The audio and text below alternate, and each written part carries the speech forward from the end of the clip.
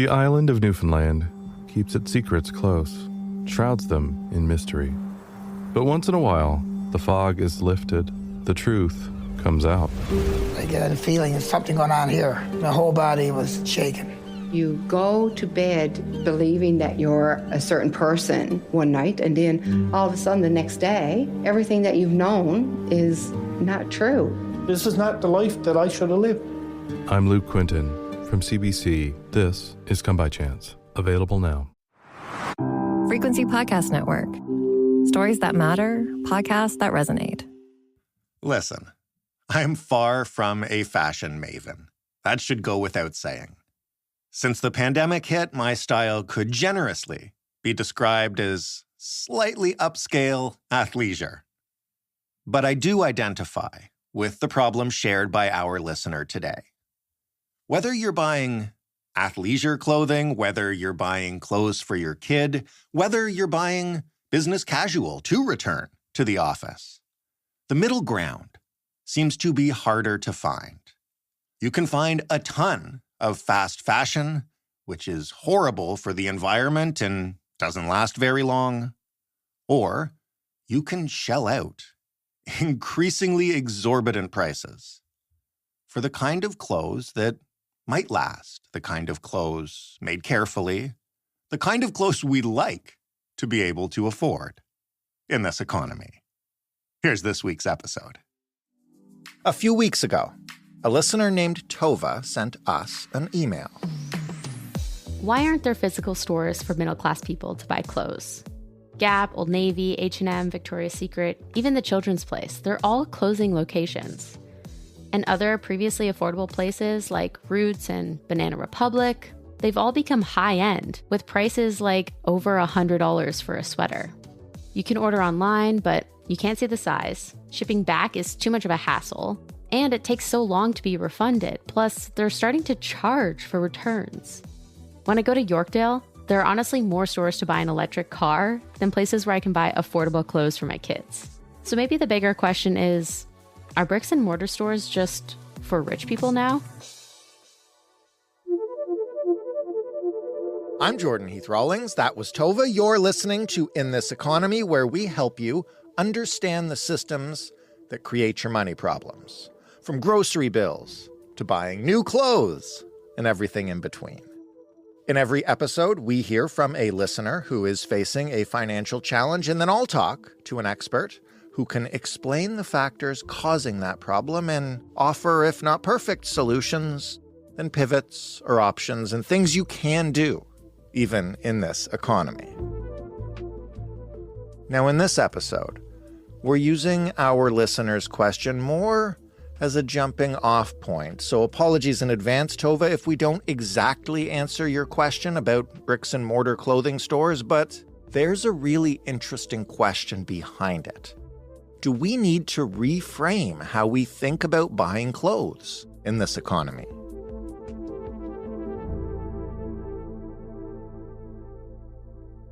For a bit more context around the real cost of clothing, we called Kelly Drennan. She is the founder of Fashion Takes Action, a nonprofit organization that's devoted to advancing sustainability in the fashion industry. I guess if we're going to talk about the true cost of our clothes, then you have to factor in its impact on people and planet. So, for example, a sustainably made garment is going to cost more money because not only were the materials used to make the garment better for the planet, but the people who made the garment were also paid a fair living wage. And conventional fashion or fast fashion doesn't represent the true cost. So there is no way that a garment that costs less than $20, even actually $30, there's no way that that was made sustainably or that the people who made it were paid a decent wage. So many people don't realize that our clothes are actually made by human beings. They somehow think robots are doing all of the sewing, but that's really not the case. In fact, there's about 75 million people around the world making the 100 billion new garments every single year. And about 75% of them are women. This is all really good information. It kind of sets the baseline for what we want to talk about today, which is for sure, how to purchase sustainable clothing, but also mostly how not to get caught up in the endless cycle of fast fashion. And maybe you can explain a little bit about the costs of that in the long run, because I know when you're surfing Instagram or whatever, shoot, a $6 top looks really good, but it doesn't always end up that way.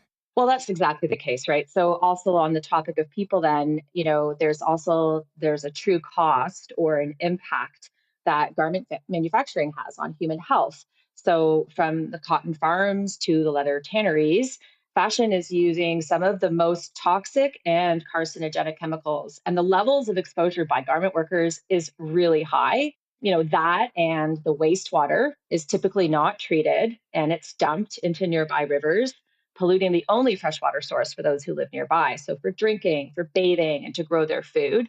And then when you're talking about the cost of that garment, that $6 top you mentioned or garment that you mentioned, what price is the planet paying for us to look and feel good? And I say feel good because let's face it, there is something psychological about why we shop and how it makes us feel. So not only are wages part of the hidden cost of our clothes, but so is deforestation, water pollution, biodiversity loss, and ultimately climate change.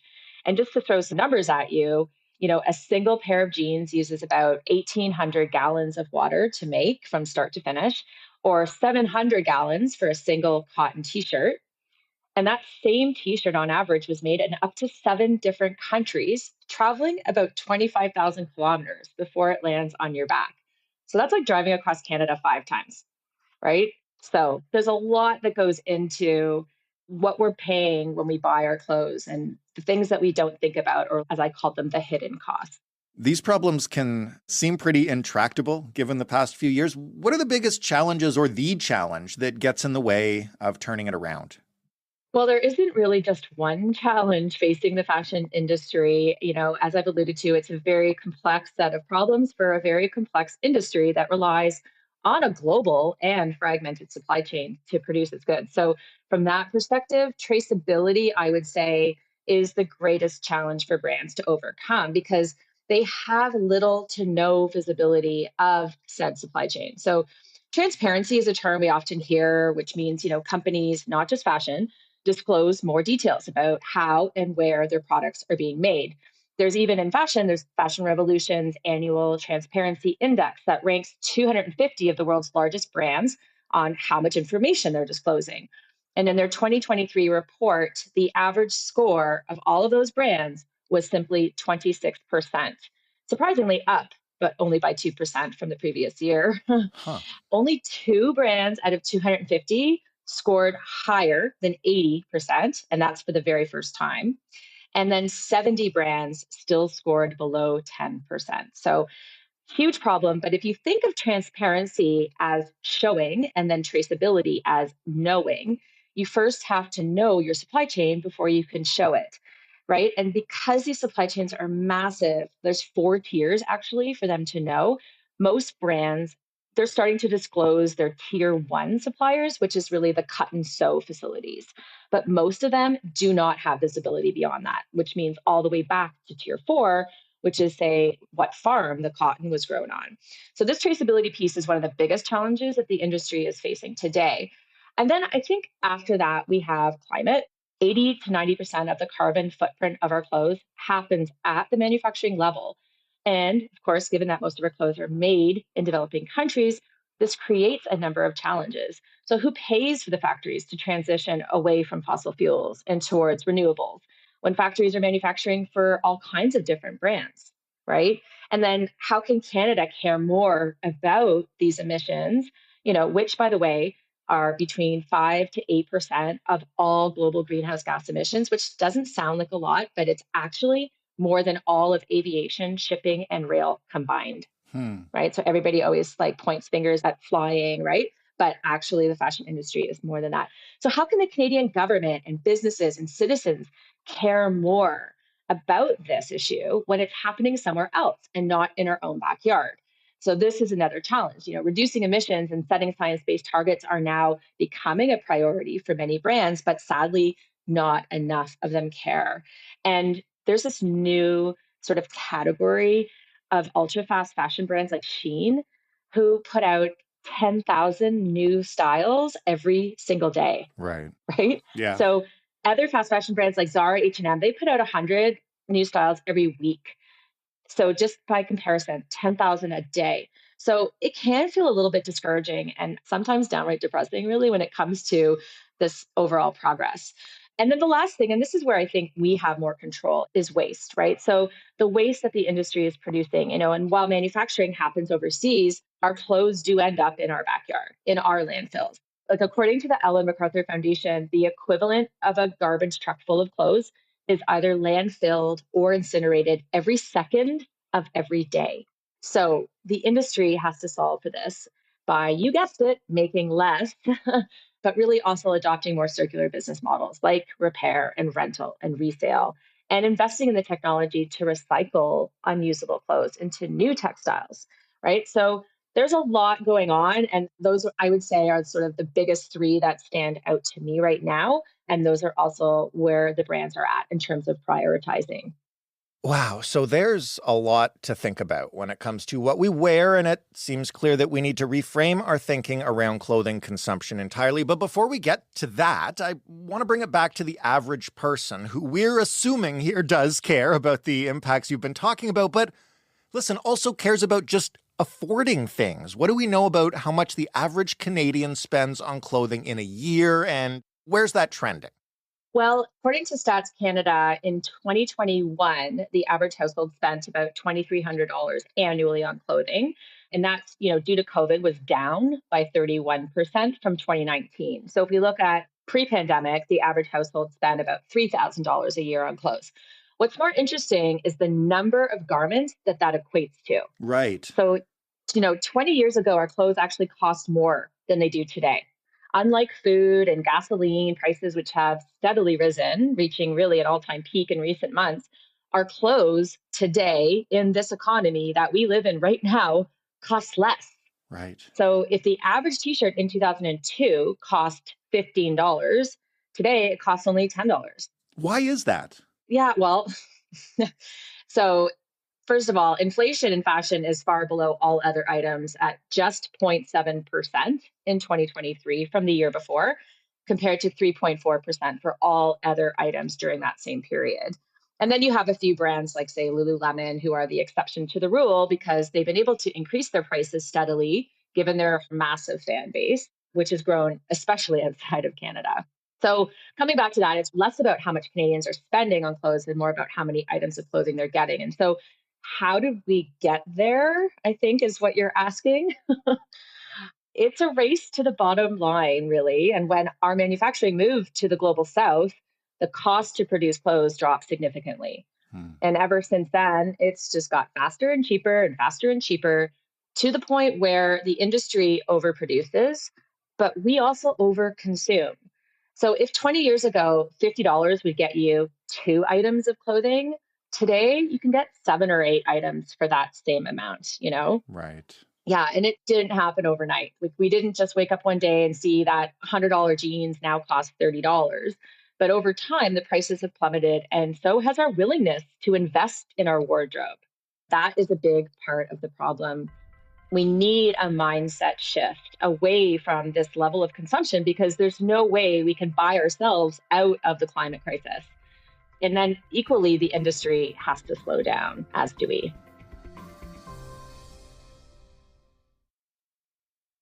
When you talk about those 7 items of clothing you can get for $50, how often do those clothes get worn on average? Well, alarmingly, the average garment is only worn 7 times. Really? Yeah. And that's the average. So some of them are coming in at like 2 or 3. Yeah, or 0. So I was about to say, like when we did our waste audit, we audited 10 different municipalities across Ontario over the course of a year. We found garments in there with the tags still on them. In the landfill, in the waste stream, people just throwing them out. So they've never even worn them, right? So that's how we get to that 7. And I know it's shocking because a lot of people I talk to, they're like, but I wear my stuff like for 30 or 40 or 50 times. But no, there is a lot of people out there who really don't. And the other option, I guess, to your point, is investing in quality clothes that are made to last, that you'll wear more than 7 times at the very least. Mm-hmm. Well, this is where our listener comes in and they want to know, like, where do you do that now? To their point, the middle class stores like Gap and Old Navy and those places are all closing their locations. And other stores like Roots and Banana Republic have become high end. And I assume that's because of sustainability practices, but I don't know. I don't know where their clothes are made, to be honest. So I guess I'm asking is, what can the average person who is concerned with the impact of their clothing, but also just wants their clothing to last, do to afford those kind of pieces on a budget? Yeah, I mean, it's a great question. And really, thrifting is the ideal way to really be more sustainable when you're on a budget, especially if you have kids that you need to clothe. They grow so quickly, and most used clothing for kids has been barely worn. And there's lots of local thrift stores like brick and mortar, charity and thrift stores, but there's also a lot of online marketplaces and apps that can also offer this as well. But even buying thrift for adults is a great option. 90% of what I own is thrifted, and my daughters, who are now young adults, are also really into this, and they join with their friends, and it's a whole outing, right? But it's really important, I think, for us to remember that the most sustainable garment is the one already in your closet. So when people do feel the need or the impulse that, we all feel to go out sometimes and buy something new, it's important to really see what you already own, or as we like to call it, shop your closet. Like, that's the most affordable, because chances are you've got something similar that you completely forgot about. You asked about, how many times the average garment's worn, but what's also interesting is we wear 20% of our wardrobe 80% of the time. So there's 80% of our clothes that just want to be worn and loved, right? So it's like, get reacquainted with them. Remember why you bought them in the first place. Maybe you just need to style it a little differently. Or if you're handy, you can maybe give it a slight alteration. Or you could find someone in your community, I'm sure, who could do that alteration for you. So that's really the most important thing that we really need to be doing in terms of even reframing how we think about buying clothes, not just about what's affordable. Those are really good suggestions. And I imagine for a lot of people my age or your age with, wardrobes that they've established, they might work fairly well. I also imagine anybody listening to that with children right now is like, yeah, but they grow out of it like in 2 months or in 6 months, or it gets dirty and torn up and wrecked. And like, when I think about, as a parent, making the cost benefit analysis around fast fashion, that's the only place where I see the benefit outweighing the costs, because especially today, you can't afford to spend $30 or $40 on something for a kid that is going to grow out of it in 3 months or wreck it, right? Like, that's why people buy $6 onesies. Yeah. Or go to Value Village and you can probably find them for $3. Right. And they've been, barely worn, right? So that's the option. I mean, I'd say 90% of my kids' clothes, at least everything that I bought them, was thrifted. I know my mother did not love the fact that I asked her to only buy used clothes for my kids, but she embraced it. Eventually, she got over it. Right. I think she snuck in the odd, new pair of pajamas or something, but she would, enjoy going out to yard sales and finding all these clothes, and she could get a whole bag of stuff for $5, and it's in great condition. So lots of options, I think, especially when it comes to kids' clothing. But, we really also need to take better care of our clothes. And a lot of it comes down to, I talked about that idea of investment, and you've mentioned it too, like how much we invested in our wardrobe. Like, the more expensive an item is, the better the chances are that we're going to take good care of it, right? You won't wash it after every single wear. That's very true. Yeah. You'll follow the actual instructions on the tag instead of just tossing it in and hoping for the best and buying a new one if it screws up. Exactly. And then if you do wash it, like if it does get dirty or smelly, like you wash it in cold water and you hang it to dry and all of those things, right? So we do need to care for all of our clothes, though, equally, not even just the stuff that we actually spent the money on, because the more we love our clothes, the longer they're going to last. So that really kind of ties into this whole idea of like overconsumption and how do we contribute to the reduction of that. That makes a lot of sense. I think the one thing that we should discuss that I think we're still missing here is what did happen to the middle class of clothes, right? Now everything, it does seem, aside from used clothing and thrifting, but everything it does seem is either scrambling to be as cheap as possible and disposable as possible, or is the kind of investment that, yeah, you might make once or twice a year, but is also, unattainable for a lot of people in this economy? Where did the clothes in the middle go? Like, what happened to them? Yeah, the middle class clothes. Yeah, I mean, so the industry's facing so many challenges right now. And trying to fix this mess that we're in is not cheap. And it's not something that can be done overnight. And so, it could be, I don't have the answer for Mhm. you, but it could be that it is a lot of efforts being put into trying to address some of these challenges that they are facing. And as a result, we're seeing a bit more price increases. But as I said, under 1% inflation in fashion. So it's really not happening at the same level. I think let's talk about food, or gasoline. Like, I mean, those are Right. areas where we're for sure seeing the prices are rising. But again, if you compare it to clothing purchased pre 2002, it's still cheaper today than it was back then.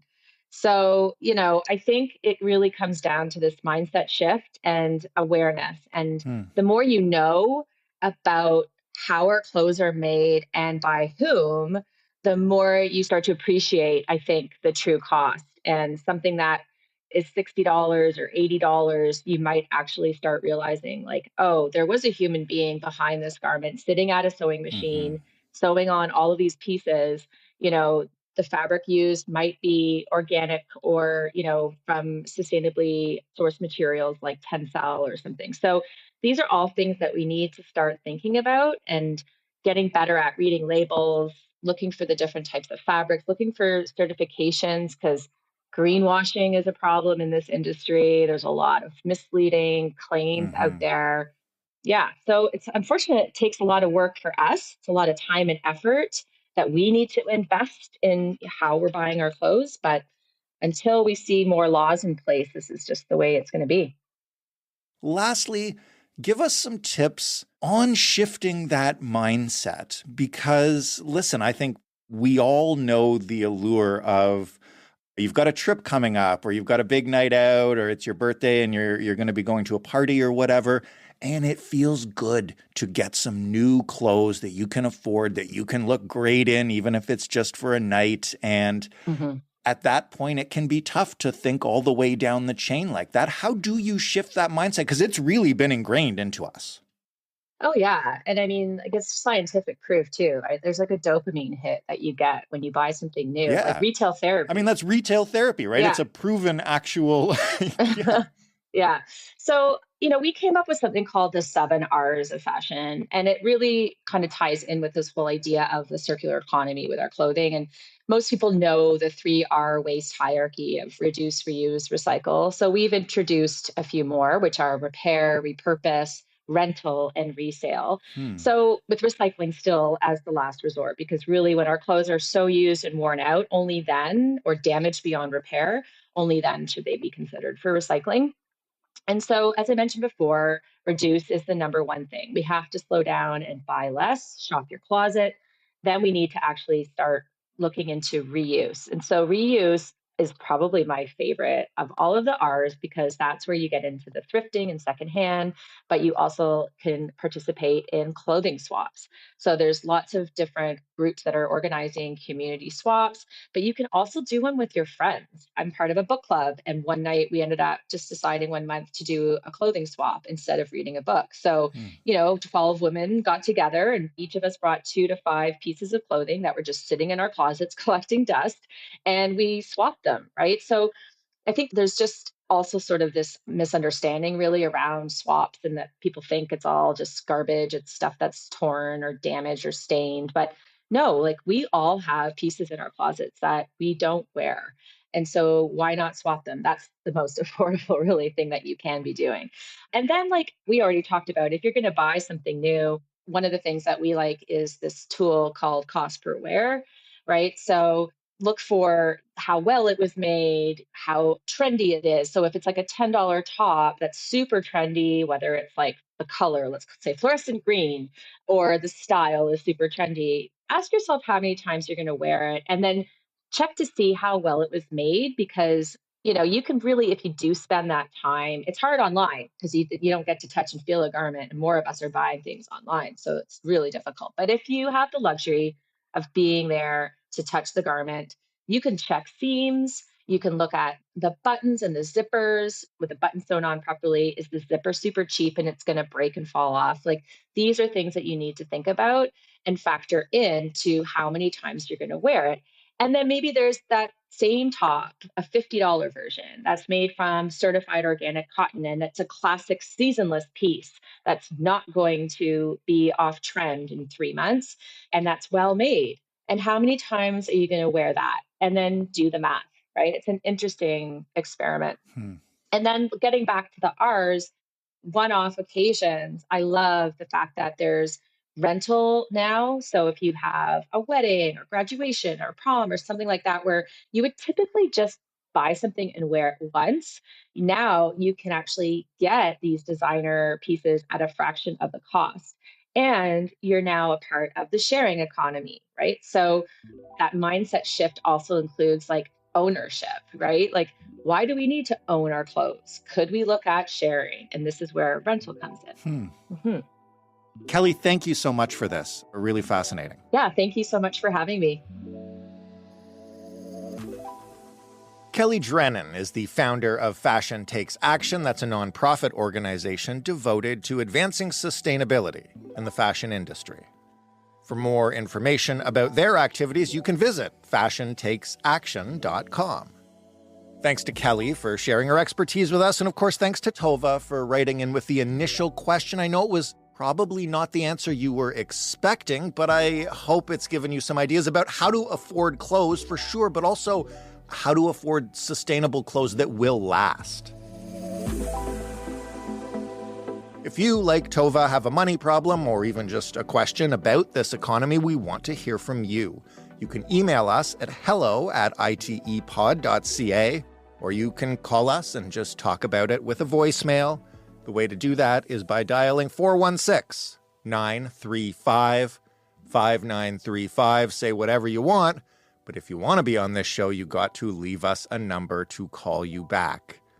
It would also be helpful if you actually had the numbers that relate to your financial problem. Thank you all so much for listening to this show, and if you like this show and want us to continue making it, you got to let us know. You also got to share it. You got to rate it, review it, whatever it is that your podcast player lets you do. We appreciate it when you do it. I'm your host and executive producer, Jordan Heath Rawlings. This episode was written and produced by Allison Broverman and Stephanie Phillips. The sound design was done by Christy Chan. Mary Jubrin is our digital editor. Diana Kay is our manager of business development. Together, we make up the Frequency Podcast Network, which is a division of Rogers. Thanks once again for listening. We will talk next week on In This Economy.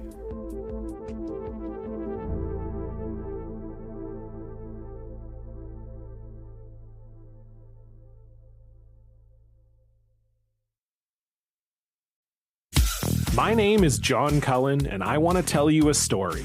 It's a story about a scandal, broken relationships, gossip, rumors, money, corporate rivalry, and curling.